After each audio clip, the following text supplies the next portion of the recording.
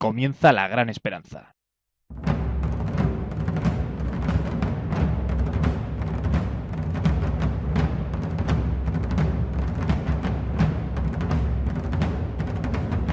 Bienvenidos a una nueva edición de La Gran Esperanza, la que hace la número 58.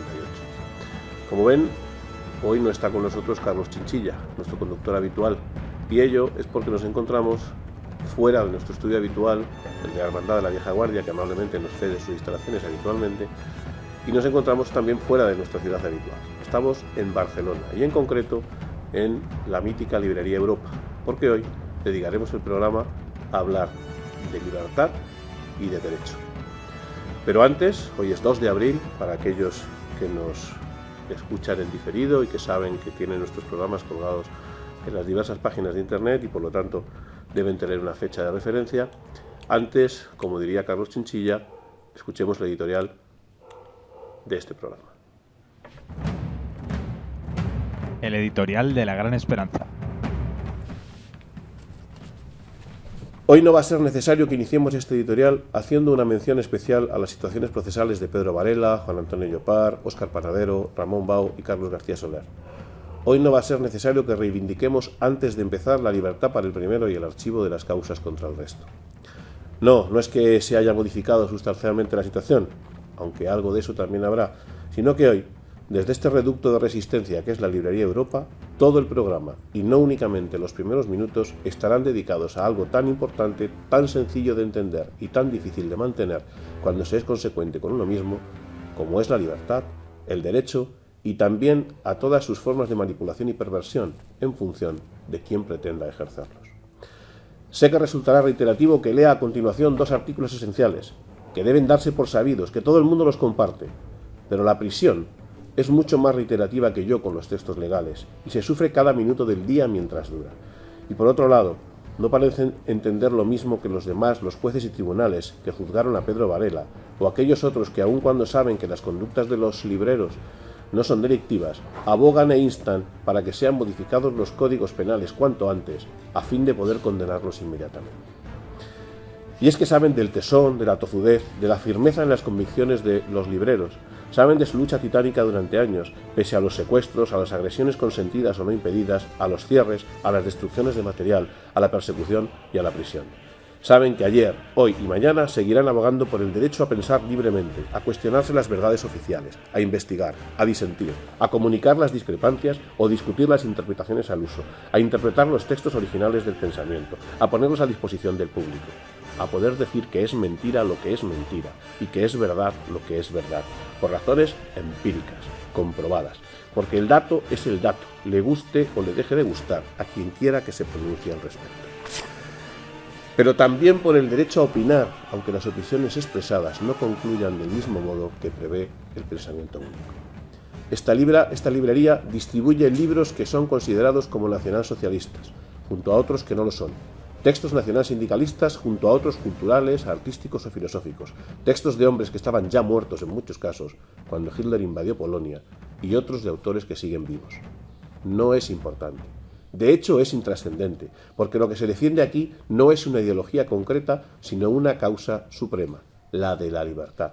La de aquellos que siguen pensando que no puede ser mayor delito publicar textos históricos o contemporáneos que llamar al jefe del Estado jefe de los torturadores, que no puede acarrear prisión poseer determinados símbolos y no serlo quemar banderas nacionales, que lo sea afirmar que existen diferencias físicas entre el conjunto de las razas humanas y no lo sea desear colgar curas por los huevos en los campanarios, o acudir al fútbol o colgar en los balcones banderas esteladas que representan los mismos intereses y las mismas personas incluso que organizaciones criminales de antaño, hoy reconvertidas a partidos supuestamente democráticos.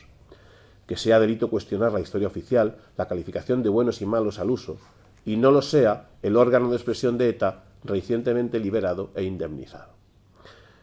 Y como lo saben, y saben que seguirán en su sitio, no tienen más que esperar. Modificarán las leyes y esperarán sentados a que los hombres de principios las incumplan, porque hay valores y principios que están incluso por encima de la ley. Y la libertad es, sin duda, el más importante de todos ellos. Y porque aceptan su destino en la prisión, si con ello no someten su voluntad a un sistema corrupto y putrefacto hasta el extremo. Porque estoy seguro de que en parte, para hombres como Pedro Varela, esta es una ocasión magnífica para demostrar al mundo el triunfo de la voluntad. Así pues, hoy más que nunca, les repetimos por enésima vez algunos de los argumentos que más les duelen, porque están escritos en sus códigos, no en los nuestros, porque en su enorme hipocresía es la que les hace tener que convivir consigo mismos, asqueados de su propia incoherencia, porque son su Constitución y su Declaración Universal de los Derechos Humanos las que les recuerdan, sin paliativos posibles, su enorme estulticia. Redactaron la Declaración Universal mientras se ciscaban en el derecho haciendo la pantomima de Nuremberg, que habría sido un circo de clones, de no haber acabado asesinando a 11 personas al amparo de una ley creada sobre la marcha a tal efecto, como tendremos ocasión de comprobar con detalle hoy. Crearon una Constitución, tremendamente ignorada o contestada por el pueblo, para mostrar al mundo las diferencias del supuesto régimen autoritario con la nueva democracia y el nuevo rumbo de la nación española liberal y socialdemocrática. Pero les pareció un corsé demasiado apretado y decidieron cortar el cordón del corpiño. Pues ahí lo tienen, para mofa y escarnio de su ordenamiento jurídico. Artículo 19 de la Declaración Universal de Derechos Humanos. Todo individuo tiene derecho a la libertad de opinión y de expresión. Este derecho incluye el de no ser molestado a causa de sus opiniones, el de investigar y recibir informaciones y opiniones, el de difundirlas sin limitación de fronteras, por cualquier medio de expresión. Artículo 20 de la Constitución Española del 78. Se reconocen y protegen los derechos a expresar y difundir libremente los pensamientos, ideas y opiniones mediante la palabra, el escrito o cualquier otro medio de reproducción, a la reproducción y creación literaria, artística, científica y técnica, a la libertad de cátedra, a comunicar o recibir libremente información veraz por cualquier medio de difusión. La ley regulará el derecho a la cláusula de conciencia y al secreto profesional en el ejercicio de estas libertades. Ha recordado Varela recientemente en el blog en pro de su libertad que toda verdad necesita que alguien la proclame. Y a ello nos disponemos. Acomódense y escúchenos. El genio de España en la gran esperanza. Nuestro espacio para el ocio, la cultura, la historia y las entrevistas. Bien, ya de vuelta de ese editorial, hoy en nuestra sección Genio de España nos acompaña un colaborador de esta casa, alguien que frecuentemente ha estado con nosotros, el autor de la inmensa mayoría de las fotografías que ustedes pueden ver en nuestro programa y en otros lugares. Fernando Martínez, bienvenido. Buenos días. Fernando Martínez es, además, el autor de un libro controvertido que nos viene hoy como anillo al dedo. Nuremberg. Este que está aquí. Breve repaso a la justicia internacional penal y sus errores en los procesos de 1945 y 1946. Y digo que es un libro que nos viene estupendamente porque es un libro que de alguna manera, desde una visión, ahora hablaremos de ello, desde una visión absolutamente jurídica o fundamentalmente jurídica, demuestra que no toda la verdad que se nos explica es la verdad, de verdad, y que no todas las cosas que se nos pretende dar como buenas son tan buenas como parece. Y algo de eso tiene que ver con lo que hemos dicho en el editorial y con lo que veremos hoy en la tertulia. Algo de eso tiene que ver con la situación actual de lo que yo vengo llamando los libreros, que como ya hemos mencionado, pues son Pedro Varela, Juan Antonio Llopart, Carlos García, Óscar Panadero y Ramón Bau. Fernando, de nuevo bienvenido. Como te decía, hablemos de tu libro. Y en primer lugar, la primera pregunta que a uno le surge es 2011, 2010, en realidad tu libro es de 2010, publicado el año pasado. ¿Qué queda por decir en 2010 de ese proceso que se produjo al término de la Segunda Guerra Mundial contra 22 personas que le costaron la vida a 11 de ellas, entre otras cosas, como luego lo ponemos? ¿Por qué publicas Nuremberg? Pues se publica en base de que toda la vida se ha recogido de que es la madre de todos los procesos, es el origen de los procesos internacionales de corto, medio, larga duración. Y claro, es una pantomima porque se basa en él para crear historia cuando no es historia. Es decir, partimos de un tribunal militar que no era militar, quitando a los rusos, de 4 partes que juzgan, 3 son civiles y lo llaman militar. Luego se crean una serie de leyes que se las inventan sobre la marcha y los códigos penales europeos, mezclan 3 tipos de códigos penales, que es el pues el francés, el anglosajón y el ruso, que nada tienen que ver. Entonces, crea una serie de disposiciones, una serie de alegatos y una serie que tenían que haber servido como referencia para lo que vino detrás, pero que para cualquier jurista se preste y que sepa un poquito de qué va esto, pues es... ¿A quién querías explicarle esto? ¿Cuál es el objetivo? O sea, alguien escribe un libro y dice, estoy pensando en un colectivo determinado, o no, o estoy pensando en el público en general. ¿A quién le quieres decir tú, Nuremberg, la madre de todos los juicios del derecho internacional, no es lo que nos contaron? Pues realmente a las futuras generaciones, porque nosotros no hemos vivido eso, lógicamente, todos somos más jóvenes, pero claro, los que nos gusta un poco la historia o revisarla, como se quiera llamar, pues nos han vendido una serie de mentiras que son demostrables que son mentiras. Aquí ya no se discute si cámaras de gas, no cámaras de gas, tal. Estamos hablando de una serie de leyes que se han creado a posteriori y con efectos retroactivos cuando en los códigos penales, al menos los europeos, nunca ha existido eso. Entonces, va a un público en general porque de hecho es un libro que no está... Sirve para juristas, porque habla los términos legales o legalistas, como se quiera llamar, pero está explicado con lenguaje coloquial para que la gente lo entienda. Lo puede entender cualquiera. Parémonos un momento en ti mismo, en el autor, porque cuando se habla de un libro que dice que tiene características jurídicas, conviene aclarar cuál es tu propio perfil, cuáles son las razones por las que te metiste en esto, y quizá alguien quiera saber que no lo dice un chalao que anda por ahí, que lo dice alguien que ha tenido... Bueno, lo de chalao chalao puede que sea verdad, pero en todo caso tiene una razón jurídica detrás. ¿Quién es Fernando Martínez? Pues bueno, yo hice 4 años de Derecho de torcido en la UNED, que ahí nos enseñan a no razonar, sino a empollar como máquinas. Terminé hasta las narices de la UNED, me salté a la Complutense, en la Complutense terminé Derecho, todo esto para estudiar criminología, porque a mí no me preocupaba el derecho es una manera de tocar las narices al sistema desde dentro. Entonces estudié criminología, hice el magíster de criminología, que es la especialización, empecé el doctorado de criminología y lo dejé porque me negué a pasar la tesis con unos ultra... de izquierda, se puede decir, suavemente. Se puede ultra izquierdista. Entonces, luego también hice un máster de la Inquisición y, bueno, chaladuras varias y bueno, por eso pone segunda edición. La primera edición fue un trabajo que hice yo para criminología. ¿Formó parte de una tesis entonces? Sí, se puede llamar así. Lo contempló un catedrático de Historia del Derecho, una eminencia, y ultra de izquierdas, por decirlo de algún modo, y no le sacó ningún defecto. A la parte objetiva. A la parte objetiva. Claro, la subjetiva es la mía personal, que esos son comentarios personales que van a pie de página porque la obra en sí es objetiva 100%. Diferentes son las notas del autor, que son subjetivas, claro, son subjetivas, sí. Pero el libro en sí no. Pero que como nos decía el otro día otro de nuestros invitados, el profesor Togores, la ventaja que tienen las opiniones expresadas cuando están firmadas es que como son de uno dice lo que le da la gana, que para eso están firmadas, ¿no? Las notas personales, me refiero. Sí, pero yo lo distingo claramente, es decir, el libro es una cosa y los comentarios personales o las notas de los que hablaremos más adelante, pues son muy subjetivas, lógicamente.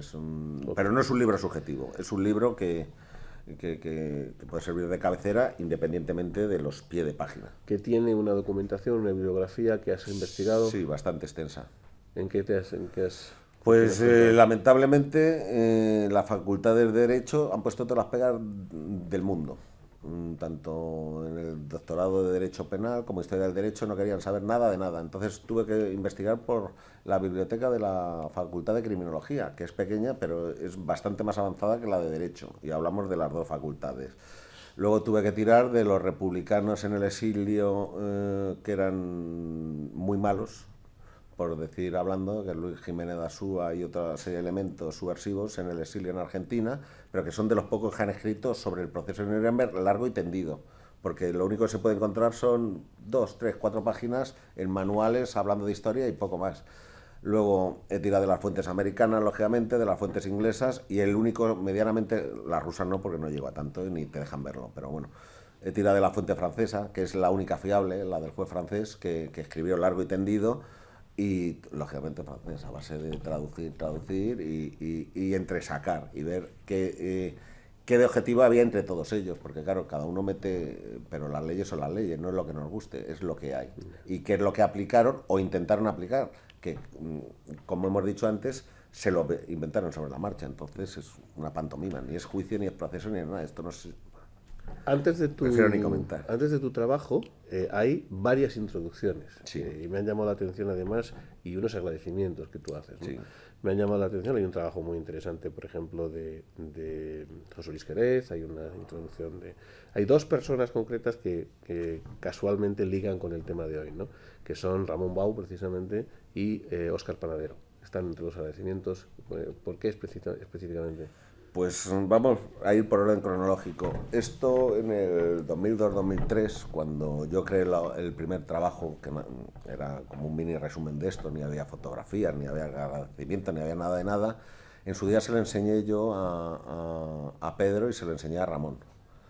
Y me dijeron que no se me ocurriera publicarlo, y menos con nombre real, y yo publico con nombre real y con foto. Es decir, que no les he hecho caso, que me iba a buscar la ruina, que no sabía dónde me metía. ¿Estás buscando un albergue? Sí, tengo un puente ahí en venta, con un farolillo y un botijo, por si una aquel.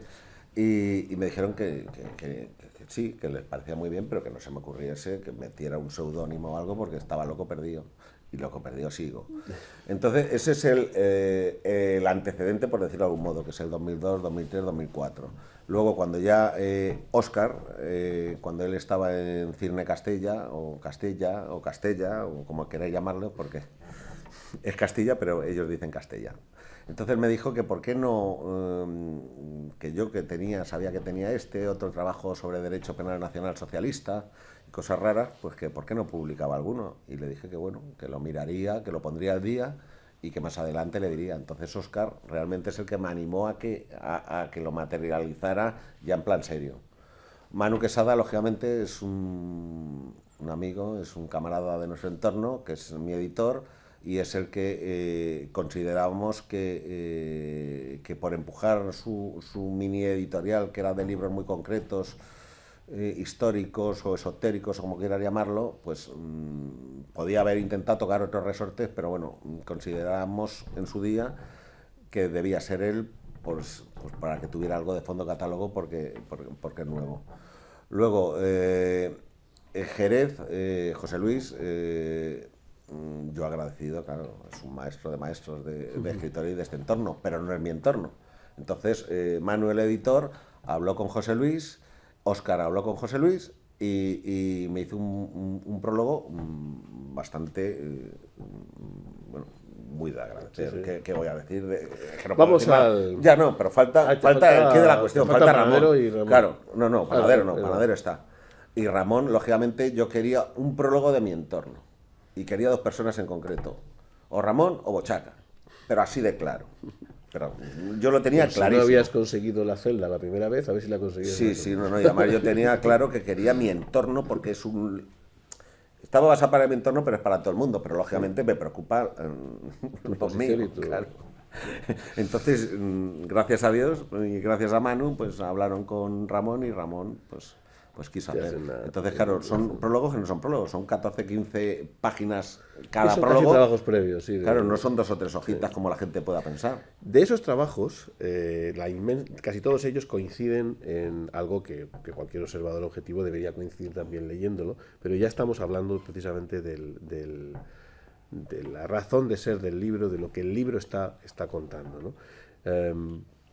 A nosotros nos habían enseñado que los tribunales deberían tener una composición determinada, deberían ser respecto del juzgado, tendrían unas características determinadas, nos habían enseñado que nadie puede ser juez y parte, nos habían enseñado una serie de cosas que aquí no se dan en este proceso. Empecemos a hablar de todo esto. ¿Qué es el proceso de Nuremberg? ¿Qué pretendió el proceso de Nuremberg? En el libro se afirma que de hecho no iba dirigido al resto del mundo, que iba dirigido a los alemanes que quedaban. Era un escarmiento, eso era una pantomima para yo, a mi entender, entiendo que como no pudieron juzgar a toda la cúpula, pues, bueno, primero querían condenar a todo el pueblo alemán en general. Luego, como no podían con todo el pueblo... Sí, todos son malos, todos van a la horca.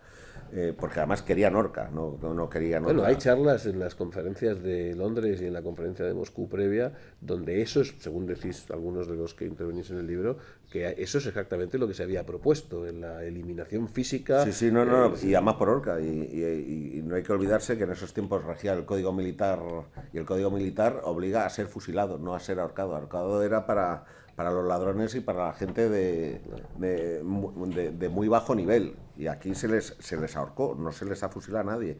Primero querían el pueblo alemán, como no pudieron el pueblo alemán, querían todos los militares. Claro, hablamos cantidades que no vamos a entrar en cifras porque podríamos extendernos muchísimo. Como no podían militares, la cúpula, y como no podían la cúpula, pues quienes pudieran en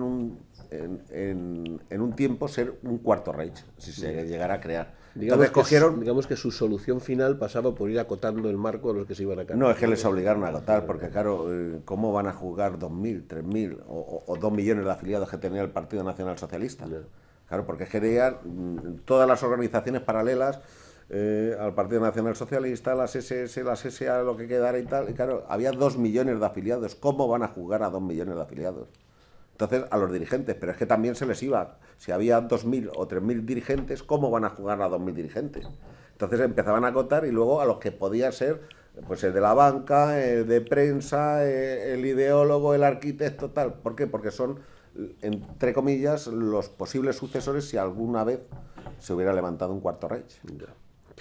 Por ahí van los tiros. Lo que entonces sí nos garantizaron, supongo, fue un tribunal justo, un tribunal claro. que no tuviera ninguna relación anterior y era neutral, supongo. Claro, sí, claro. Se supone que antes de constituir el tribunal militar se hablaron con, me parece que fueron 18 países raritos, porque van desde, pues qué diríamos, pues Venezuela y países que no tenían nada que ver con el entorno europeo, que se solidarizaron, llegaron a un acuerdo de crear un tribunal militar y luego delegaron en los 4 de siempre. Pero es que los 4 de siempre resulta que son los ganadores y que son la parte. Entonces, ¿cómo puede ser un tribunal justo, por decirlo de algún modo, cuando han sido parte dentro del proceso? Entonces ya se está el principio de legalidad, entre otras cosas. Ni hay ley, ni puede ser justo, porque son ellos los que enjuician, son enjuiciadores y verdugos. Entonces, bien, bueno, los jueces no fueron, pero entonces supongo... No fueron, pero fueron parte de los estados. El proceso sí fue. Yo creo que las garantías procesales sí estaban garantizadas. No, ninguna. Tampoco, cachis en la mar. Claro, pero es que resulta, lo lógico es que busquen jueces de países neutrales que no estuvieron en la guerra, que es lo más lógico si se habla de un tribunal internacional. Sí, pero te quería preguntar, por ejemplo, entre esas garantías procesales supongo que se garantizó el derecho a la defensa. Sí. A elegir un abogado. Sí, claro. Un abogado propio. Pero que hablaba en otras lenguas y que no sabía ni inglés jurídico, ni alemán jurídico, ni ruso jurídico. Y las mismas defensas en unos procesos eran los defensores y en otros eran los inculpados. Entonces, hoy me defiendo y mañana te defiendo a ti. Entonces, procesos que tenían un cierto tiempo para preparar, pues se tiraron 2 años y pico de proceso, y sin embargo a Goering, que era el mariscal Goering, pues no sé si le dejaron 6 o 8 horas para hablar. Entonces, claro, estaba haciendo estas preguntas en tono jocoso, porque desgraciadamente lo que efectivamente se deduce del libro, de vuestro trabajo, es que es una aberración desde el principio hasta el final, desde el punto de vista jurídico, con independencia de todo lo demás. ¿Hay algún caso como... aquí se habla de tortura, se habla de la incapacidad de la revisión de la prueba, se habla de artículos concretos, los artículos 19 y 21, que garantizan al juzgador, garantizan la capacidad de introducir pruebas sin necesidad, que basta con el hecho de que sean manifiestamente conocidas o algo los así. affidavit famosos. Se utiliza, no demasiados tecnicismos en la admisión de los medios de prueba. Ninguno. Con tal de que firmara en una hoja cualquier cosa, pues era válido. Es decir, no se comprobaba. Luego, las defensas alemanas, es verdad que bien avanzado el proceso, lograron que ya fuera un poco más serio el tema de las pruebas, pero ahí cualquiera podía decir que había visto a alguien pasando, lo firmaba y ya servía de prueba. pero constitutivo de prueba. Además, si se recoge, porque son volúmenes y volúmenes y volúmenes no de pruebas, sino de papeles aportados, pero no de fotografía y otra serie de cosas que me he quedado con algunos testimonios nada sospechosos que llaman mucho la atención. El senador McCarthy, el juez Wernerstone, el propio Patton, desaparecido curiosamente, Robert Taft, Sir Harley Shawcross, todos ellos del lado de los aliados, todos ellos o senadores americanos o ingleses, generales americanos, que salieron escandalizados de lo que estaba pasando. Son testimonios nada sospechosos y todos ellos huían precisamente de este entorno, ¿no? Claro, porque podían salir salpicados. Había gente en el fondo decente que veían que no era serio el tema y que ellos luego la historia pasaría factura y les pasaría factura a su persona, no al proceso en sí, como así ha pasado. Porque he dicho al fiscal general americano, luego cuando se presentó para la Corte Suprema americana, los fallos de Nuremberg le costó la carrera. Entre otros, de los más significativos. Me he querido parar también en un caso concreto.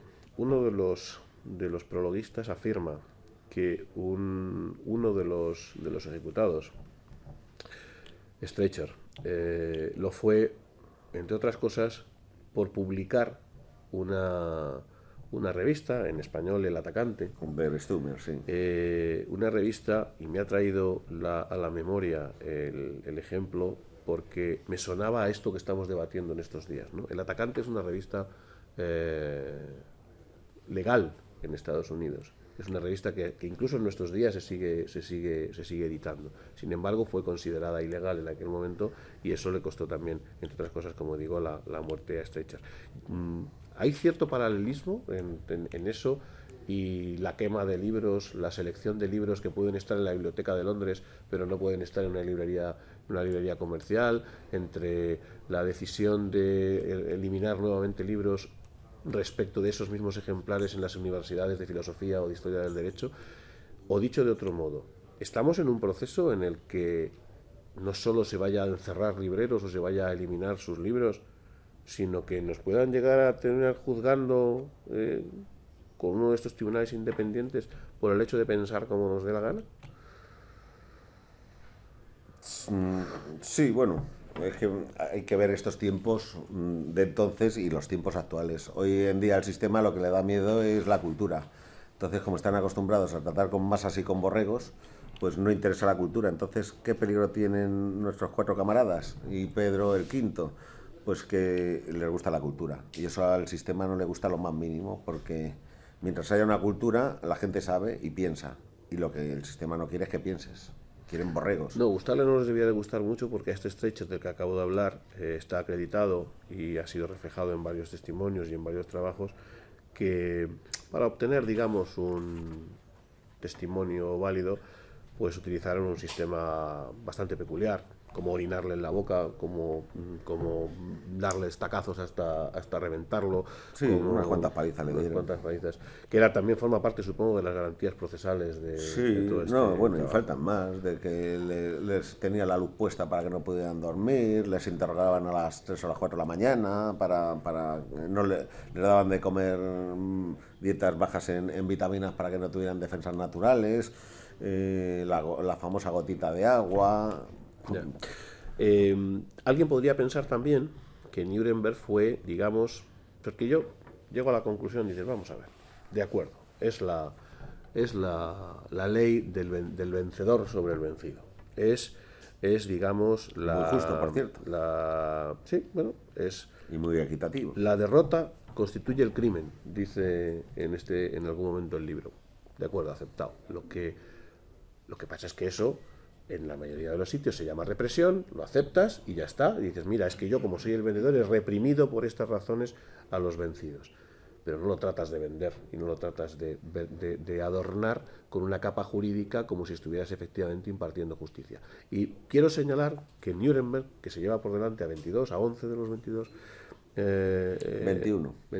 Son 22, pero Bormann fue declarado en rebeldía, que se le suicidó y claro, le juzgaron, pero no le juzgaron. Pero no es lo único que está pasando. A modos de referencia y con independencia de Nuremberg, está siendo ejecutado Pierre Laval en Francia, está siendo ejecutado Christin, está siendo ejecutado Ferenc Sálasky en Hungría, está siendo ejecutado Antonescu en Rumanía, está siendo ejecutado Arantxa Mitalovic, está siendo ejecutado Josef Tiso, el eslovaco, Franz Orsen por un caso curioso.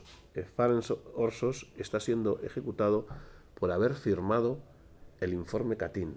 Es el doctor que llega a la conclusión de que los 15.000 asesinados polacos en el frente, en la zona ruso-polaca, él ya informa en aquel momento de aquellas ejecuciones no habían sido ejecuciones alemanas, habían sido ejecuciones rusas. Eso le costó su vida a él y a 9 de los procesados como autores materiales de aquellas matanzas de Katyn, que hoy en día ya es de público conocimiento, que efectivamente incluso han pedido esos perdones que hacemos ahora con carácter retroactivo. Porque lo han desclasificado hace poco el KGB, y entonces... pero les vería bien en su época que los alemanes eran muy malos. Estamos viendo, por tanto, que no se limitó a Nuremberg, que la represión, que es como en definitiva se podría haber llamado, ocupó toda Europa después de la Segunda Guerra Mundial. Sí, no, claro, el proceso de Nuremberg era la madre de los procesos, pero no era el proceso en sí, porque luego ellos delegaban en los estados soberanos que habían tribunales locales, que allá donde ellos detectaran que había alguien o cogían a alguien, podían, lógicamente, pues condenarlos. Entonces, quien se escapaba de un tribunal, pues le metían otro, y si no le metían otro, y entonces, claro, en Francia hubo sus procesos, Alemania estuvieron cerca de 5 o 6 años más, que yo recuerde, de procesos. Me voy a centrar... Que podemos hablar largo y tendido, pero es que vamos a resumir porque si no... Sí, estamos a punto de terminar. Yo me quiero centrar, para que nuestros videoyentes lo entiendan, yo me quiero centrar en 3 aspectos. Digamos, un antecedente, tú has mencionado, has hecho un trabajo en el libro, un antecedente previo de entreguerras, que quiero que me comentes, pero antes quiero centrar la situación de Nuremberg. La situación de Nuremberg se basa supuestamente en 4 delitos: el de complot, el de crímenes contra la paz y la guerra de agresión, el de la violación de costumbres de la guerra, que por cierto se aplica a personas físicas, menos en este caso, que es también urbi et orbi para todo el conglomerado, y el de crímenes contra la humanidad, que al menos en aquel momento no existía. Esos son los 4 capítulos por los que son condenados. Cuéntanos, desde el punto de vista jurídico, ¿qué es esto? Bueno, pues el primero, el de conspiración, es una construcción jurídica anglosajona que no existía y era pues como demasiado ambiguo y demasiado teórico. Entonces fue tan ejemplar que en el proceso de Tokio se lo cargaron directamente. El cargo de crímenes contra la paz, pues era toda conducta tendente de un pueblo, de una serie de gentes, de atacar a otros, por decirlo de algún modo. ¿Existía ese delito en algún momento? No, bueno, es que había que remontarse caso por caso a los anteriores procesos. Yeah. Entonces, como tales, un país contra otro país sí podían ejecutar, pero una selección de países ejecutar contra un pueblo solo, como que no. Entonces luego, a grosso modo, luego el de crímenes de guerra, pues se lo inventaron, el concepto de guerra total. Entonces se crearon ese concepto y con ese concepto pues se crearon una serie de leyes a posteriori para aplicarlo no a ese momento, sino incluso al tiempo de entreguerras entre la Primera y la Segunda Guerra, es decir, ya efectos retroactivos, cuando en cualquier código penal europeo lo primero que te recoge es que tiene que haber un manual, por decirlo, un código, donde se recoja por lo que te van a culpar. Que uno sepa lo que está bien y lo que está mal, sí, pero esto y no, cuando lo hace mal, que cuánto cuesta. Sí, cuánto cuesta, pero siempre con efecto a posteriori, claro. Nunca durante o a priori. Y aquí pues se inventaron la ley sobre la marcha. Y el cuarto caso, que es el de lesa humanidad, que la gente entienda, es el de genocidio. El genocidio pues es lo que todo el mundo conocemos, de bueno, raza, no lo debe conocer todo el mundo. Pedro Varela está clasificado en su prisión por genocidio. No debe ser tan fácil. Sí, incitación al odio. Bueno, aquí le llaman, creo, incitación al odio racial. Sí. Y apología de eso, por religión, raza, cultura y tal. pues bueno, ellos mismos son los primeros en aplicarlo al contrario. Yo he señalado, de eso que estabas tú diciendo, me señalé en el momento de leerlo, violaciones o vulneraciones, corrígeme si me equivoco, el principio de preconstitución del juez, el principio de la imparcialidad y la independencia, el principio contradictorio, o sea, el de disponibilidad de los medios de prueba y la igualdad entre las partes, el principio de soberanía y de paridad. Hemos aplicado, esto conviene explicarlo, estamos aplicando una legislación que se supone que está haciendo entre países. Era la primera vez en la historia que estaba ocurriendo esto, que se pudiera aplicar a personas concretas una legislación que había sido pensada entre el principio de legalidad, países. El principio de legalidad, el principio de neutralidad, el principio de la elección de la defensa, el principio de el acceso a los documentos de inocencia. O sea, es que no hay por dónde cogerlo. Sí, bueno, es que de esto, bueno, eso es a grosso modo, porque estos son los que me he señalado yo, Sí, sí, no. Seguido, hablamos por lo que estábamos hablando, por ejemplo, de su defensa. El primer principio es que tú tengas derecho a elegir tu abogado y que las partes hablen o tengan traductores, pero es que los traductores que tenían los ingleses y los franceses no conocían, y aparte que han mezclado los tres procesos. El anglosajón nada tiene que ver con el francés ni nada tiene que ver con el alemán, son muy diferentes en todo. Y claro, el que era especialista en derecho anglosajón no sabía traducírselo al alemán al otro. El alemán a lo mejor no sabía traducírselo al ruso. Pero como ahí todos metieron baza, pero siempre para mal, nunca para bien. Cuando se supone que normalmente, cuando hay duda, el reo sale beneficiado. Aquí no. Aquí era al revés, era para endurecer las penas. Claro, no tienes derecho a tu defensa, ni a elegirla, ni a hablar tu idioma. Se inventan las leyes, te las meten con carácter retroactivo. Entonces, pues, y además es inapelable. Ah, bueno, esa es otra. Claro, ¿a quién vas a apelar si no hay una... Como es un organismo que se creó, es proceso ad hoc para ese fin, ¿a quién vas a recurrir? Si no había...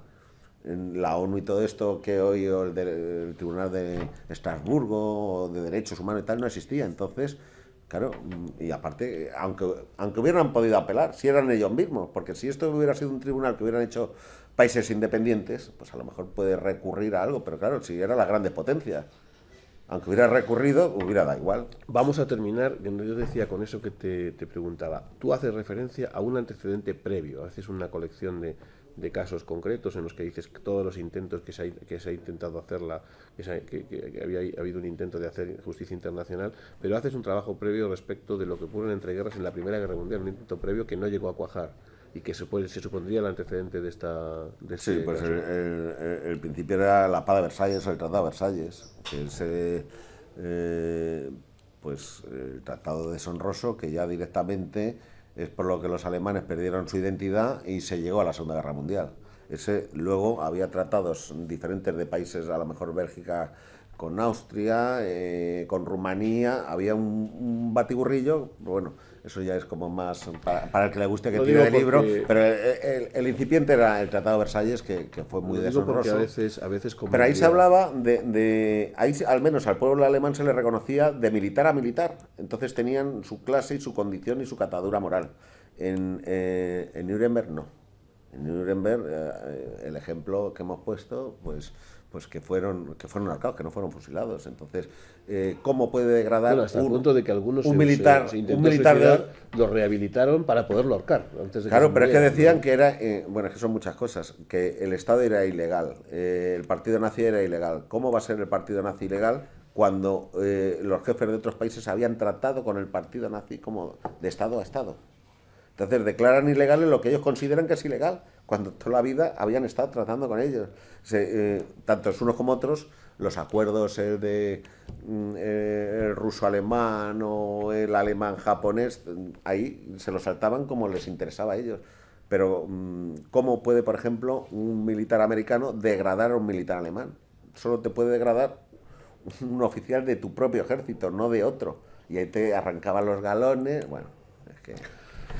Fernando Martínez, en Nuremberg.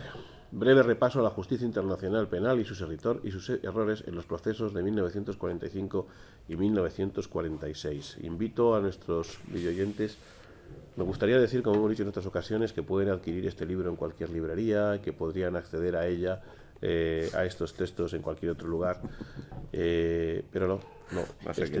Este tipo de textos solo se podrán seguir adquiriendo, podremos seguir admitiendo y podremos seguir discutiendo algunas verdades oficiales que son directamente mentira mientras existan librerías como la Librería Europa. La Calqui ya no existe.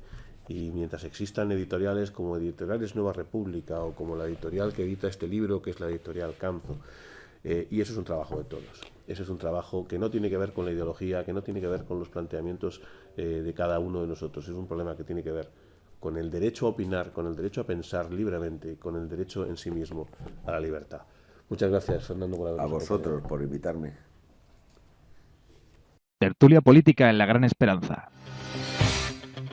Verdades como puños.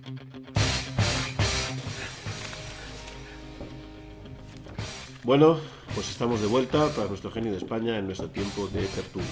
Una tertulia que hoy será peculiar, que será un intercambio de pareceres, un conocimiento de la situación procesal de lo que hemos venido llamando los libreros, de las razones por las que estamos donde estamos y del conocimiento de las cosas que han venido pasando también en las últimas fechas en relación con estos libreros.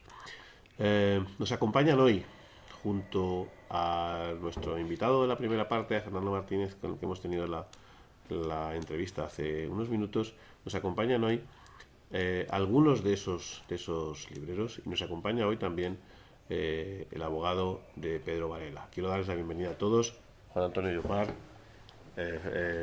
Fernando Oriente, Carlos García Soler, y nos acompaña también nuestro delegado. Saben que este es un programa producido por la Falange. Estamos hoy en Barcelona y por lo tanto era una magnífica oportunidad para darles a conocer también a nuestro delegado en Barcelona, a Luis Alonso, que además hoy te voy a preguntar directamente, Luis, estamos, si no inaugurando, sí terminando de arreglar o de empezar un nuevo proyecto que tiene sede en Barcelona. ¿Es así? Sí, nos habíamos puesto un objetivo a corto plazo que, pues bueno, tengo la alegría de poder hacer público porque lo hemos conseguido, recuperar, pues tener sede, y la sede, pues bueno, no tiene mayor importancia que sea un espacio físico donde podamos reactivar lo que sería pues el compromiso de los militantes, el trabajo de calle, y esperamos pues que sea el inicio pues de mucho trabajo en el que nos hemos de comprometer todos. Fantástico. Pues lo dicho, Fernando, Juan Antonio, Carlos, bienvenidos a nuestra tertulia. Empiezo por ti, Fernando, por aquello de que estamos, de hecho te estoy dando la bienvenida y no se debería decir yo bien hallado, en la casa de Pedro Varela. Y la primera cosa que querría preguntarte, dado que es el único de los 5 de los que venimos hablando que está en situación de prisión, pues deberíamos preguntarte, ¿cómo está Pedro? La verdad es que Pedro está muy fuerte de moral, que su voluntad es no ser doblegado en ningún caso. Cualquier persona que está en la cárcel sabe que lo fácil, lo cómodo es plegarse a las directrices, en orientaciones de los psicólogos, criminólogos, etcétera, para lograr una progresión de grado.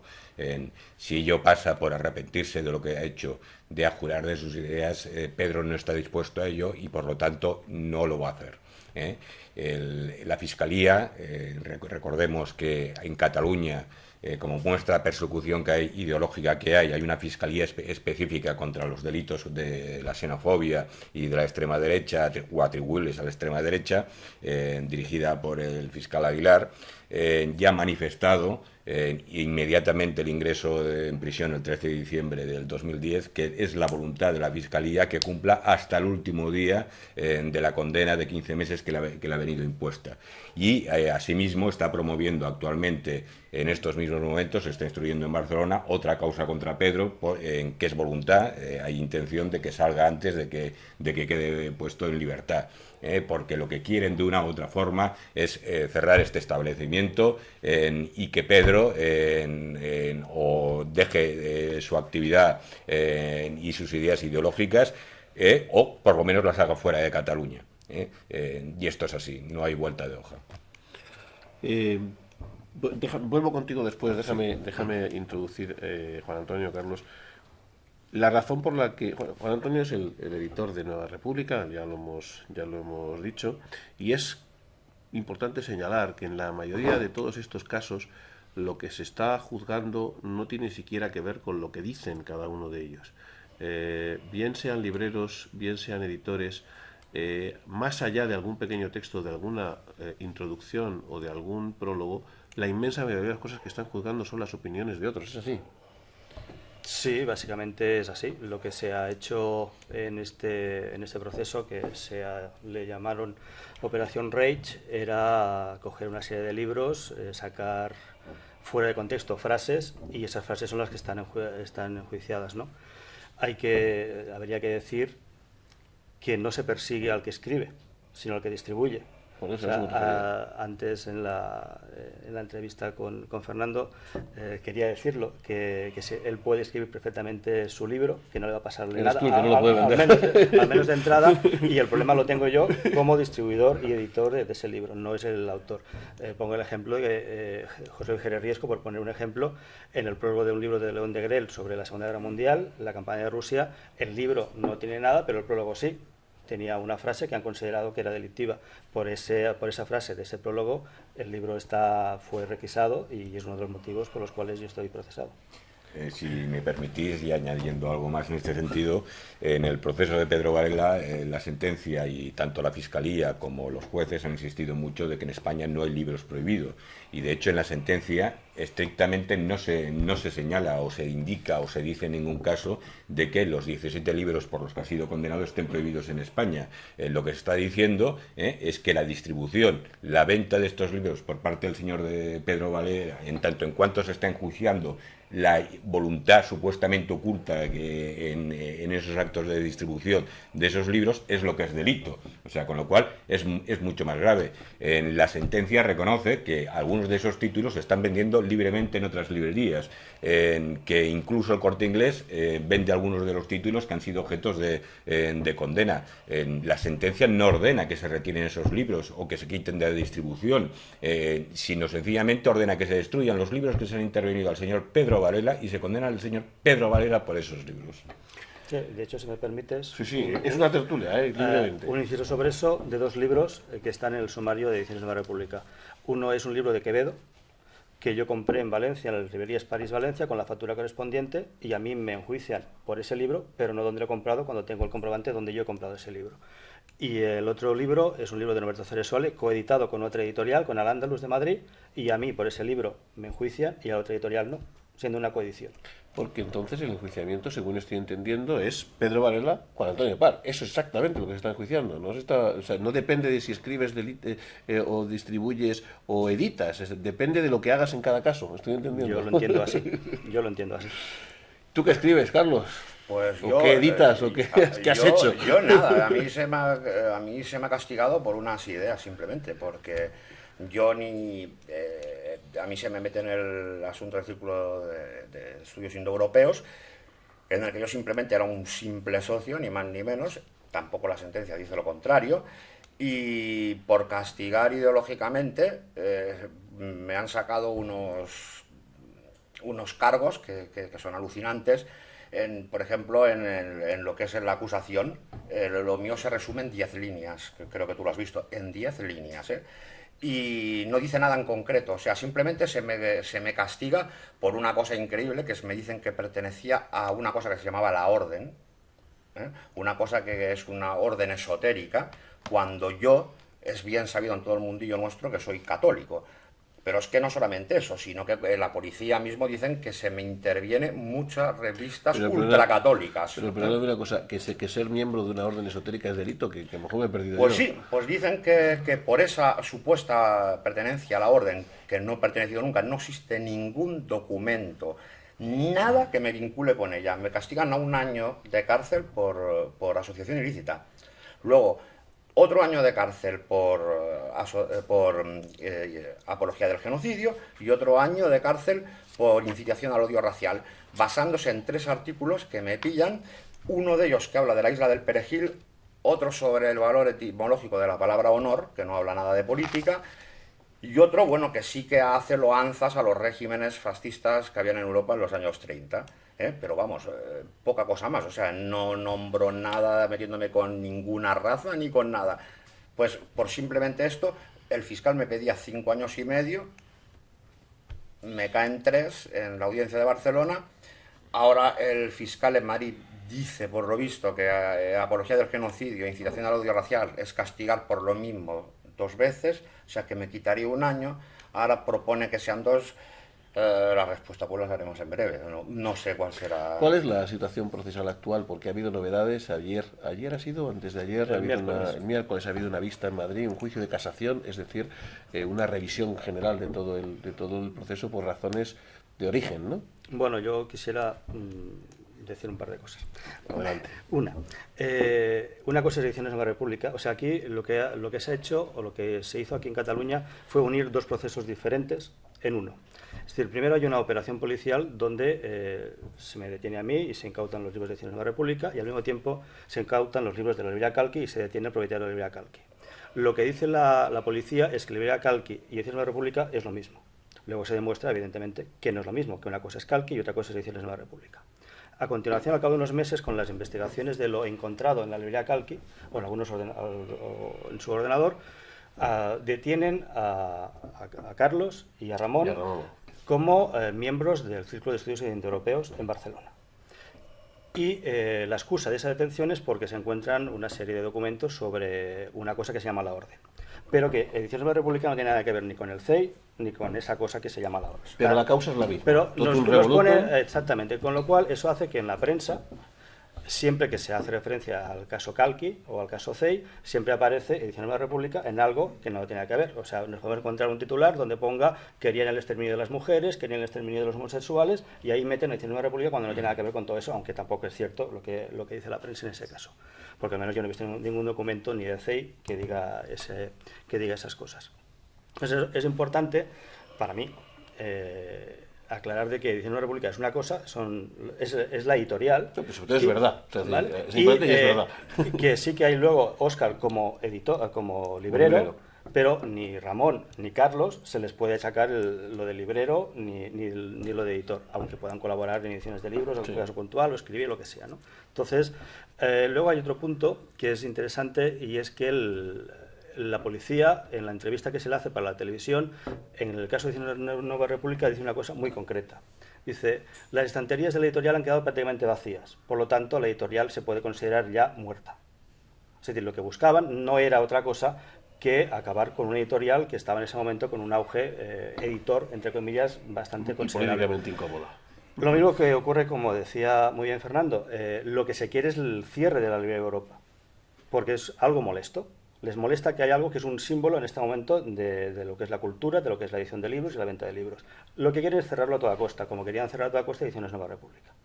El proceso actual, pues lo que demuestra es que aquí lo que hubo fue un juicio político en Cataluña, un juicio político dirigido por un fiscal y por una serie de magistrados que se le lavaron completamente las manos, no quisieron saber nada de nada, porque ya tenían la sentencia muy clara con la iba a ser, es decir, una condena a una serie de años, y que ahí os preocupáis.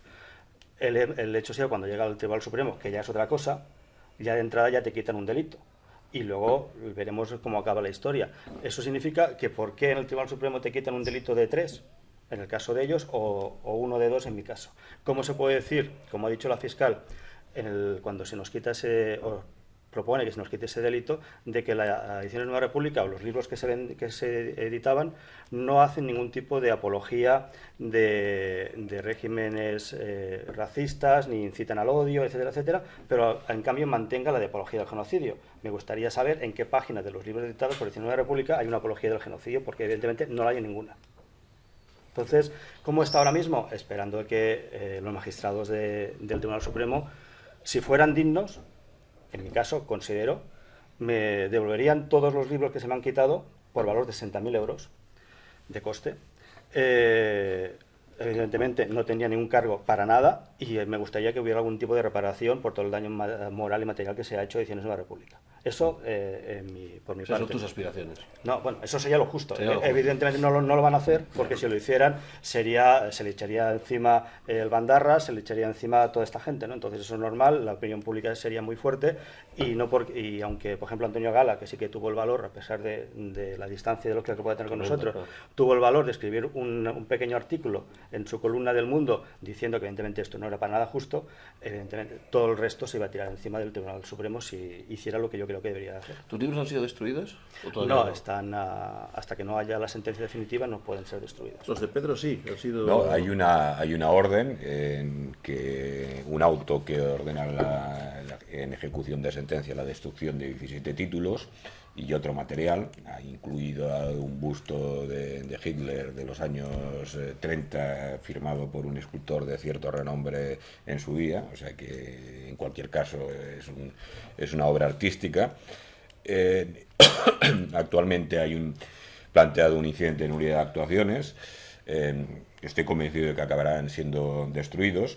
El auto no especifica qué sistema o qué medios va a emplear en la destrucción de ese material, pero bueno, está ahí. Primero se acaba destruyendo libros y después se acaba quemando personas. Claro. Esto es así. ¿Y qué posibilidades tiene él cuál es su situación procesal?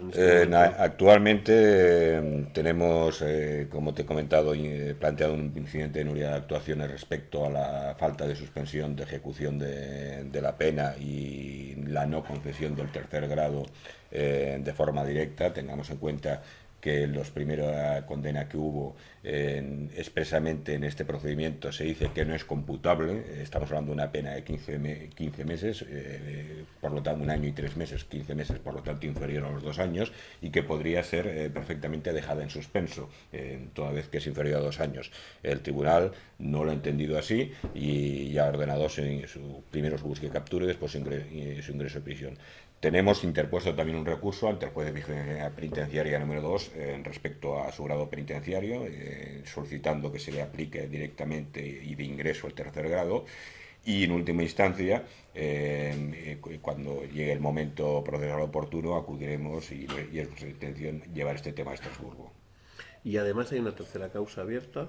Sí, actualmente hay una tercera causa abierta, es un caso muy peculiar, promovida, además es muy significativo y muy orientativo de la persecución ideológica que hay por parte de ciertos elementos de la Fiscalía contra ciertas líneas o corrientes ideológicas, ¿no? En su día, el consulado alemán de Barcelona, siguiendo instrucciones del Land de Baviera, en su puesto, porque habría mucho que decir al respecto, propietario de los derechos de autor del Mein Kampf, presentó una denuncia en el juzgado de guardia contra un delito contra la propiedad intelectual. Esta denuncia fue finalmente archivada por el juzgado por entender que no quedaba acreditada realmente la propiedad de dichos derechos por parte del Estado Libre de Baviera, y que asimismo entendían que había otras vías menos agresivas, como es la vía penal, para hacer valer sus derechos. Este auto que decretó el archivo fue recurrido por la Fiscalía, no por el denunciante, no por el consulado alemán ni el Estado Libre de Baviera, y la audiencia ha dicho que continúe la instrucción. Actualmente está en fase de instrucción y previsiblemente llegará a juicio. Yo entiendo que es un tema que el derecho y la razón está de nuestra parte, pero en estos casos el derecho y la razón cuentan bien poco. ¿Esta es la causa que decías que querían acelerar para hacer la coincidencia? Vamos a ver, la impresión que todos tenemos y que comparte el propio Pedro Varela es que hay cierta voluntad de que esta causa salga antes de que él haya cumplido íntegramente la pena, de la forma que concatene las condenas. Y lógicamente, en vez de cumplir como cumpliría si cumpliera hasta el último día de los 15 meses que tiene impuesto en marzo del 2012, pues que se prolongará en el tiempo su estancia por cuenta del Estado y la Generalitat. Fernando, tú estuviste en esa sesión del miércoles, tuviste la oportunidad de estar presente. Cuéntanos, ¿cómo fue aquello? Pues bueno, ahí Quiero decir que Fernando además ha hecho una crónica satírica, digamos, erótico-festiva. Pues había dos posiciones muy encontradas, la de los defensores y la de los acusadores. Los acusadores no tenían nada en concreto, demasiado ambiguo, y no es que tomemos parte, es lo que se vio. Entonces ellos se limitaban, SOS Racismo Barcelona, un chico que gracias a que no fue la compañera, el chico no daba pie con bola, hablaba de los tratados internacionales, que sí, Estrasburgo, los derechos humanos, el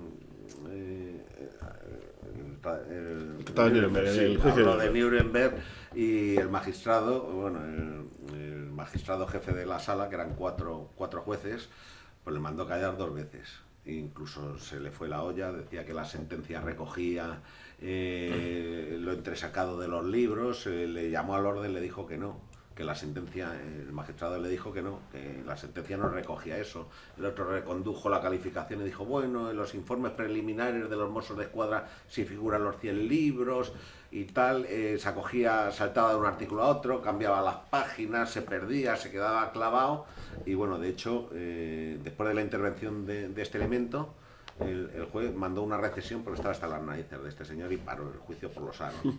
Y luego, el primero que habló, bueno, el orden cronológico, hablaron las defensas, lo primero. Entonces habló el abogado de Pedro, que a su vez representaba a Carlos, habló en nombre de Óscar. De Óscar. Sí. Hablaba en representación de los dos, luego tu abogada y luego otra abogada, que ellos iban a lo que había que ir, punto por punto. El principio de legalidad, el que no puede meter penas, añadirlas cuando se supone que tienen que subsumirla porque una es principal y las otras son como derivadas, que no había concurso real o concurso ideal, pues terminó jurista, pero punto por punto, que si son los 100 libros famosos, pues que nos digan si hay libros prohibidos en España o no, para ver hasta qué punto podemos llegar o no. Incluso si una librería va a ser conflictiva a partir de que un 60 o un 70% de sus libros sean de una temática determinada, pues que nos digan qué libros son los que son de esa temática para ver si interesa seguir con la librería o cerrar el kiosco y dedicarse a otros menesteres. Entonces, la defensa iba basada punto por punto todo, porque era un recurso de casación. El de casación, es lo que estabais comentando, es que manda el proceso anterior a hacer puñetas hablando claro por defectos de forma, defecto de todo. Y entonces esto es lo que querían todas las defensas, era reconducirlo a uno nuevo para enjuiciar punto por punto todo. Mientras que los otros no, los otros divagaban, la de la Confederación Judía de no sé qué no se la oía, el otro le dijo que hablara más alto, se lió con esto, no sabía si allanarse en la demanda o no, que el magistrado le dijo, pero usted se allana o no, porque no tenemos claro qué está usted pidiendo. Sí, me allano, pero se allana a quitarlo, a endurecerlo, ¿cómo? Ah, bueno, tal. Es decir, es que había un mare magnum terrible. Claro, y luego el Ministerio Fiscal lo único que hizo es que se allanaba a la demanda, pero que rebajaba las penas.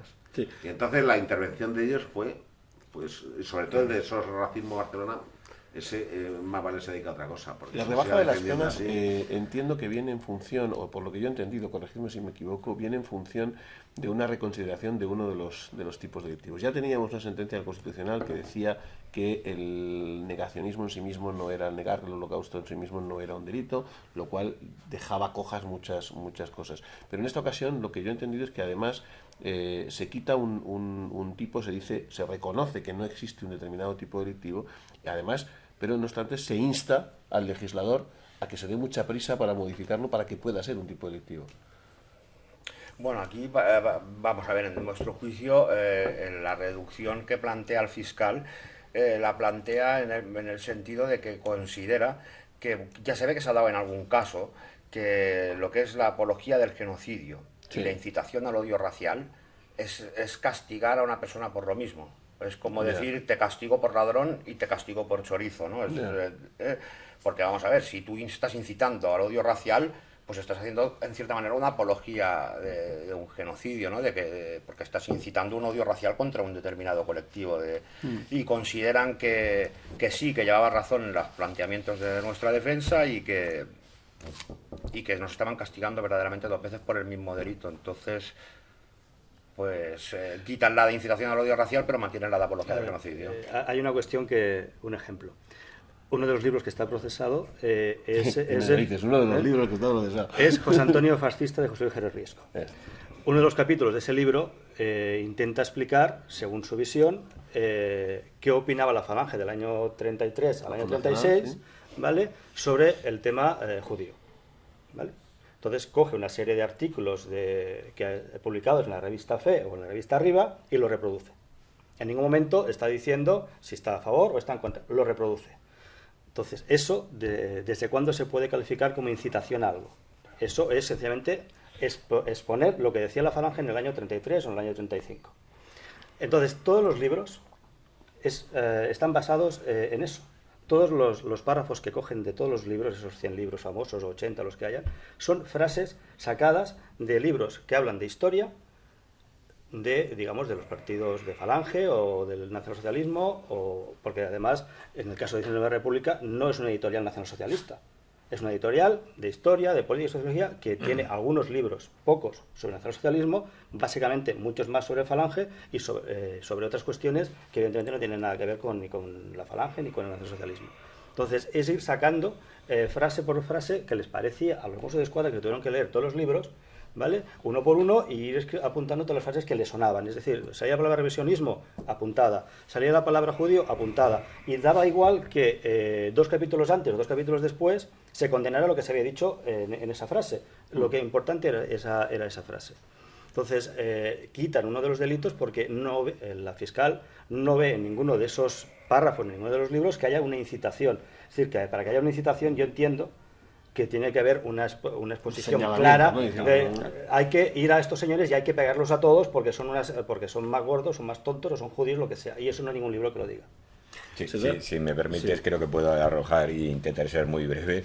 Vamos a ver, básicamente estamos hablando de 2 artículos del Código Penal. 607, 2 del Código Penal, que contemplan la negación y difusión de ideas genocidas o defiendan la discriminación, etcétera. Que es básicamente por el que ha sido condenado Pedro y que supongo que habréis sido condenados vosotros también.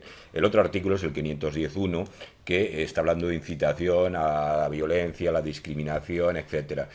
No hay jurisprudencia del artículo 510.1 del Código Penal porque, seamos claros, o sea, en España los delitos racistas son anecdóticos realmente, no tienen relevancia y por lo tanto no tiene ninguna justificación el que se cree una fiscalía específica. Claro, no tiene ninguna justificación que se cree una fiscalía específica para ello, ¿no? O sea, que lo hagan contra la multireincidencia o contra las bandas de latinos. Hablaron en el proceso de los Hammerhead. Claro, es lo único que hicieron. Entonces, el 510, en el fondo, es un delito de incitación. Y lo más parecido que podríamos tener es el 578 del Código Penal, que es el que contempla la incitación en los supuestos de terrorismo, violencia callejera, etcétera. Y la jurisprudencia abundantísima del Tribunal Supremo, del Tribunal Constitucional, etcétera, exige que sean actos concretos y incitaciones directas a la violencia o a la discriminación, etcétera. Por lo tanto, si esas incitaciones o esos actos violentos no son concretos y directos, estaríamos duplicando, condenando por 2 delitos distintos un mismo hecho. Claro. Eso es lo que de todas formas ha dicho la fiscal que convendría cambiar para que sea en sentido amplio. No deja de ser la opinión de una fiscal, entiendo yo, ¿no? Por encima de eso tendría que estar el sentido común de los legisladores, que ya sabemos que es poco, pero... Luis, vives en Barcelona, desarrollas tu actividad personal y política en Barcelona, y la librería Europa... no tengo el dato de la Calci o de la propia editorial. La librería Europa no solo sufre los embates de la judicatura o de la ¿cómo se llama el tribunal especial la fiscalía especial, sino que sufre también los embates de los tolerantes estos. ¿Cómo se vive eso en Barcelona respecto de Europa? A mí me sorprende lo que comentaba Fernando, que no haya jurisprudencia sobre la incitación a la violencia, porque nosotros la sufrimos muy a menudo, la incitación y luego pues la violencia en sí misma, y que no haya ninguna jurisprudencia, es decir, que no haya habido casos que hayan llevado a juicio por algo que a nosotros nos sucede, pues para nosotros con demasiada frecuencia, pues me sorprende. Sí que, llegado a este punto, y sí que desde mi punto de vista, que es mucho menos jurídico de los que me acompañáis en la mesa, sí que a mí realmente me sorprenden dos cosas de lo que habéis comentado. La primera, sobre todo, es que no se persigue a los que escriben, ni se persigue a los que venden, sino que solamente se persigue a Pedro Varela, a Juan Antonio Llopart, porque otros venden esos libros y no les sucede nada, por un lado. Y por otro lado también me sorprende, y no sé si en el caso de Carlos lo interpretas así, que además de que la justicia, el sistema, ponga pues, todo su peso para cerrar librerías o editoriales como la de Pedro y como la de Juan Antonio, pues también va a la gente a la que pueden llegar esas librerías. Es decir, en tu caso, por lo menos a mí me ha dado esa sensación, sin tener ninguna responsabilidad, la única de que pues, hayas colaborado a lo mejor puntualmente, o que hayas asistido, o que hayas comprado algún libro, también se te en causa. Con lo cual, pues creo que es un ejemplo, pues, es algo muy premeditado el querer, por un lado, castigar a agentes en concreto que difunden un tipo de libros, pero por otro lado también a todos los que en algún momento determinado puedan acercarse a vosotros. No sé si así lo interpretas, Carlos. Sí. Es una manera de amedrantar al distribuidor, al editor, pero también es una manera, por ejemplo, en mi caso, de ponerle la mosca tras la oreja al comprador, ¿no? Porque yo, de hecho, soy un comprador de libros, tanto de Nueva República como de Europa, ¿no? Que si accedes a estos editoriales y compras estos libros, pues cuidado, ¿no? También. Bueno, esta es una cosa que conviene señalar, claro, porque tanto en Librería Europa como en la editorial NR, como en cualquiera de los lugares donde hoy se comercia con libros, existen bases de datos, existen documentaciones, existen cosas que terminan requisándote a lo bestia, arrasando. Martín, si me permite, es mucho más fuerte. O sea, aquí en la Librería Europa los Mossos de Escuadra han exigido en actos privados, celebrados en locales privados, identificarse a las personas que pretendían acceder, cuando no estaban cometiendo ningún delito y cuando esa conferencia no ha sido prohibida. ¿Qué se pretende exigiendo la identificación y tomando la afiliación de esas personas que acceden a un acto público que es perfectamente legal? En el fondo no es nada más que una coacción. Bueno, en Madrid, la última de Pedro, que yo estaba, no solo la afiliación, firmaron las caras de uno por uno y firmaron los libros que había. Y firmaron el acto entero por si era constitutivo de delito. Pues estábamos José Luis y yo pendientes del tema. No. Y yo, bueno, sacando fotos y riéndome. Hay un punto de este mismo artículo de la ley donde se nos está perjudicando a nosotros. Es decir, a nosotros se nos está discriminando por nuestra ideología política. Claro. Ah, bueno, sí. Bien, porque hay una cuestión que está clara. En Barcelona existe la editorial Virus, anarquista, donde se publican toda una serie de textos que incitan a la violencia, que incitan a perseguir a ideologías como las nuestras, etcétera, etcétera. Y contra esas editoriales no hay absolutamente nada de nada. Con lo que antes se decía Fernando del Milucha, hay una editorial en Barcelona que tiene el Milucha editado, lo distribuye y lo vende tranquilamente sin ningún tipo de problema. Y ni Baviera ha dicho nada, ni la Fiscalía ha dicho nada, ni nada por el estilo. Sencillamente sí que se va contra el Milucha que edita Ediciones Ojeda. Claro. Esa es la diferencia, que contra nosotros hay una discriminación y una persecución por el hecho de ser nosotros mismos. Pues Ana Pastor no se ha enterado. Almadinayo sí, pero Ana Pastor no se ha enterado. Y una cosita que quisiese yo decir, de lo que hablabas tú en mi caso mismo, es que hay una cosa que también tenemos que tener en cuenta. Tú sabes bien que aparte de mis ideas, sabes que le tengo un cariño tremendo a Falange. Y también es un aviso, ¿entiendes? Porque por las mismas cosas que nos han condenado a nosotros, podrían hacerlo igualmente con Falange. Porque ya, solo por el hecho de que no eres demócrata, ya solo el hecho de no ser demócrata, te puede conllevar a ello. Por eso para nosotros, incluso siéndolo, a mí es un orgullo el poderme sentar hoy con vosotros, porque aunque el sistema nos quiera hacer pasar por ese camino, pues hoy públicamente nos sentamos con vosotros a defender la libertad con mayúsculas, pese a las diferencias que podamos tener y coincidencias en lo ideológico. No, yo os agradece muchísimo, para mí también es un honor. Quiero preguntarte, Juan Antonio, ¿cuáles son los riesgos de NR? ¿Cuáles son los riesgos de Europa? La reincidencia. O sea, mañana sale la sentencia, ¿Cabe que nos la cierren, que nos quedemos sin editorial? Que sí, no sí, seguir? a ver, hay dos cuestiones. Una es que cuando salga la sentencia, si ENR nos absuelta, aunque nos acusen a 6, 7, 8 meses, supongo que esto lo sabrá Fernando perfectamente, al día siguiente puede venir otra vez la policía, me puede volver a llevarse los libros y a detenerme otra vez. Punto. Y entonces ya, evidentemente, ya entro en la cárcel directamente por reincidencia por el mismo caso. Es decir, que por seguir vendiendo, si quieren, mañana mismo vuelven. Luego, un poco lo que decía él, a raíz de la detención, en el año 2003, las ventas de libros de Ediciones de la República bajaron a un 60%. Claro. Porque muchos clientes piensan que cuando la policía intervino se llevó el listado de clientes, se llevó pedidos que estaban preparados para salir, pedidos que habían libros de todas las ideologías, o sea que tampoco no nos perdamos ese detalle. Y porque al margen de la editorial en sí, yo vendía libros de segunda mano de todas las ideologías.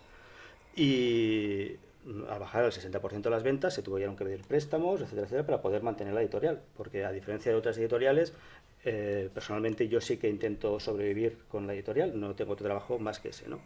Entonces, el otro problema es tu medio de vida, que además de ser un proyecto político, es tu... Y del que vive pues mi familia, mis tres hijas y mi mujer, ¿no? Entonces, intentamos sobrevivir como podemos. Lo que quiero decir con eso es que la editorial se puede cerrar perfectamente por el problema de la reincidencia, porque la gente no colabora, yo lo puedo entender en la situación de crisis que se tiene, comprando libros, y porque además hay otra cuestión entre camaradas, lo pongo en comillas, en sentido amplio. Solemos decir camaradas en sentido amplio. Que, por ejemplo, se dedican a recomendar que no se compren libros de Ediciones Nueva República. ¿Vale? Entonces, si ya tenemos esas circunstancias, pues evidentemente depende de la sentencia. Ediciones Nueva República, pues en cuestión de 2 meses o 3, quizá pueda desaparecer. ¿Qué tenemos que hacer? Y digo que tenemos, no que podemos. ¿Qué tenemos que hacer? Yo, por supuesto, estoy en los ficheros de la librería Lopa, estoy, como sabes, en los ficheros absolutamente fichado, en la redundancia, de los de Ediciones Nueva República, y procuro estar al día de las novedades y adquirirlas por una u otra vía. ¿Qué tenemos que hacer, al menos los políticamente implicados, para impedir esto, para llevar esta... Porque tengo la sensación de que hay un cierto silencio, una cierta sorpresa. La ignorancia de Ana Pastor no es un intento de ocultar una realidad, es ignorancia.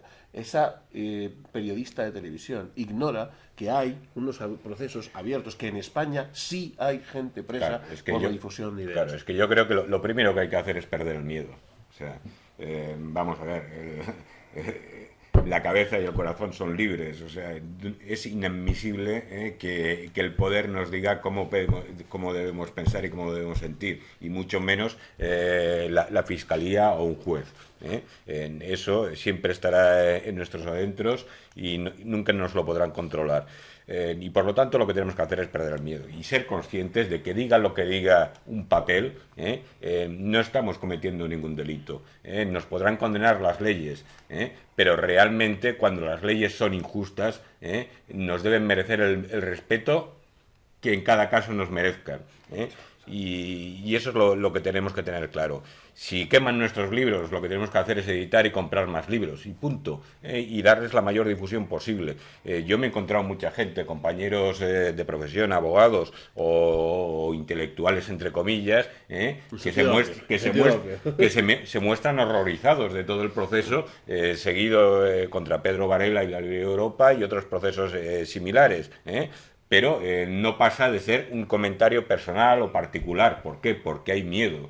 Hay miedo de decir de una vez basta a estos atropellos. Pero lo que hay que tener claro es que hoy nos atropellan a nosotros, pero mañana ellos serán los atropellados. Y por lo tanto es importante que en esta situación de desamparo en la que nos encontramos se dé a conocer, no solamente en España, sino a nivel internacional, y que tenga la mayor trascendencia posible. Porque, insisto, es un tema que la gente tiene que abrir los ojos. Nosotros, por ejemplo, que la gente no lo sabe, es una anécdota, hay 2 prólogos de José Luis Jerez de mi libro. El que hizo originario, que él mismo censuró porque no quería ser constitutivo de delito, y me lo dijo Fernando, hay uno que ya te pasaré a ti, y no se va a publicar, pero que sepas que hay dos. Hay trabajos que mencionas que van con siglas. Te recomendaron, como nos has dicho antes hace un rato, que trabajaras con seudónimo. Es terrible, o sea, tener que escribir y tener que un propio escritor como José Luis tenga que hacer dos, sí. Uno lo que él piensa y otro para que al pobre Manuel Campos, Manuel Quesada de Editorial Canzo, no le metan el puro. Porque eso es 2010 y Pedro estaba el proceso pendiente. Claro. Entonces, claro, ya iba con vistas y de hecho nosotros hemos metido las reseñas delante de los artículos, tanto el europeo como la Constitución Española de la Libertad. Sí, por eso que tú has leído, le obligué yo a él a meterlo, para evitación del editor, no del autor, que es que manda narices el tema. 30 segundos para cada uno en la última reflexión. Carlos, que cerramos el programa. Pues nada, que debemos de luchar contra esto y debemos de estar muy unidos todos en esta causa, ¿no? Porque es que nos va la supervivencia de nuestros grupos ideológicos en ello. Nada, yo lo único que deseo es que tanto Ramón como Carlos, como Óscar y yo mismo, claro, no tengamos que encerrar, no nos encierren dentro de cuatro rejas, que Pedro salga lo antes posible y que yo sí que soy partidario de alguna manera de que nos tendríamos, entre comillas, intentar unir ante este tipo de situaciones para ayudarnos mutuamente, porque como bien ha dicho Carlos, ahora ha sido Pedro, ha sido nosotros, pero pasado mañana puede ser cualquier otra editorial, cualquiera de nosotros. Bueno, yo simplemente decir que es en la adversidad donde se recoge la grandeza de los hombres, y por lo tanto todo mi respeto y admiración para Pedro. Creo que debe ser un ejemplo para todos, y que debemos profundizar en esa línea de lucha por las libertades y por los derechos individuales que siempre nos ha caracterizado. Por último, por mi parte no queda nada más que darte las gracias por contar conmigo en este interesante programa, y me gustaría que antes de finalizar, pues ya que nos habéis dado la buena noticia de la inauguración o la apertura de ese falange, que nos dierais la dirección. Supuesto. Bueno, Luis. Sí que, además de mostrar mi apoyo explícito a los encausados, pues en concreto quiero dar las gracias a Juan Antonio Llopart por un libro que me he leído hace poco, que lo editó ya hace años la Ediciones de la República, que recomiendo vivamente, y que me recomendó un buen camarada, que es Eugenio, La Proclamación de la Primavera, que bueno, pues es un gran libro y que gracias pues, a su labor he tenido la ocasión de poder leer. Y yo pues lo resumo: la cultura da miedo, y como él dice, si te retiran los libros te los queman, a publicar más y a comprar más. Pero es eso, la cultura da miedo, y lo que decía Juan Antonio, que o nos unimos, o la caza brujas, como yo dije hace año y pico, van a ir uno por uno, porque el sistema va uno por uno, no van a todos en general, sino van diseccionando, y divide y vencerás. Y por último, nuestra reflexión de la del programa. Nosotros también seguimos en esta causa, nosotros seguiremos encabezando todos nuestros programas, todas nuestras intervenciones, con una petición explícita de la libertad para Pedro Varela, con una petición explícita para el final de la causa que afecta a Ramón, a Carlos, a Juan Antonio, a Óscar y al propio Pedro, por supuesto. Seguiremos luchando por el derecho a pensar, el derecho a opinar, el derecho a difundir nuestras ideas y, por supuesto, por la causa de la libertad. Muchas gracias.